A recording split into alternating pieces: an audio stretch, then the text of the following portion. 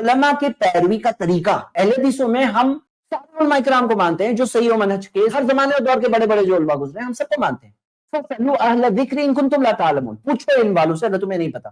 لیکن جو لوگ طے کر دیتے ہیں کہ نہیں 4 امام ہیں ان میں سے ایک کو ہی فالو کرنا ہے، اور اگر 4 میں سے ایک کے پیچھے نہیں چلے، 4 میں سے ایک کو نہیں مانے تو تمہارا امام شیطان، ایسا جو کہا جاتا ہے اس بات کی کیا دلیل ہے؟ جو اس طرح سے لازم کر دیتے ہیں کہ 4 اماموں میں سے ایک کے ہی پیچھے چلنا ہے، اور ایک ہم کہتے ہیں کہ سارے علماء ہمارے ہیں، ہمیں علماء کی طرف تو رجوع کرنا ہے. کون کہہ رہا ہے کہ خود مفتی بننا ہے؟ کون کہتا ہے کہ خود اجتہاد کرنا ہے؟ کوئی غیر اہل ہو، غیر اہل کی بات کر رہے ہیں، ہر رستے چلتے آدمی کو اجتہاد کرنا ہے. ہم نہیں کہتے ہیں، یہ ہمیں مسکوٹ کیا جاتا ہے اس چیز میں.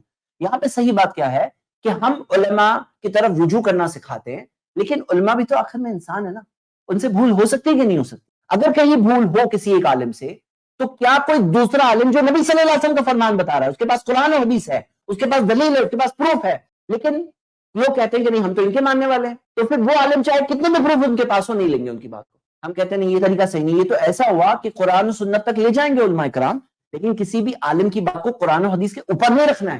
تو ایسا ہوتا کہ ہم نے اپنے ایک عالم کی بات کو قرآن و حدیث کے اوپر رکھ دیا. اور یہ کیا ہے؟ یہ جو تقلید ہے، تقلید کے اندر آپ سمجھ لیں کہ التزام بقول الغیر، کہ کسی غیر کی بات کو لازم پکڑنا کہ نہیں ہم حنفی ہے، ہم شافی ہیں، ہم امام ابو حنیفہ کی بات کو نہیں چھوڑ سکتے، ہم امام شافی کی بات کو نہیں چھوڑ سکتے. بھائی وقتی طور پر اگر کوئی امام ابو حنیفہ رحمۃ اللہ علیہ کی طرف ریفر کرے، یا امام شافی، یا امام مالک، یا امام احمد بن حنبل، یا کوئی بھی بڑے عالم کسی بھی زمانے اور دور کے، ان کی طرف کوئی ریفر کرے، وہاں پرابلم نہیں ہے. پرابلم تب ہوتا ہے جب ان کی بات کو قرآن و حدیث سے اوپر رکھ دیتے ہیں. اب سے جو لوگ اس میں لازم کرتے ہیں، جیسے میں آپ کو مثال کے طور پہ بتاتا ہوں، اگر آپ دیوبند میں بھی دیکھو گے تو وہ لوگ یہ کہتے ہیں کہ نہیں 4 امام میں سے ایک کے پیچھے چلنا ہے. یہ میں ان کی ویب سائٹ سے بتا رہا ہوں، یہ ان کا آفیشیل موقف ہے، یعنی کوئی ڈھکی چھپی بات نہیں ہے. لیکن آپ خود دیکھو جہاں تک شرک کی بات آتی ہے وہ لوگ کیا سکھاتے ہیں؟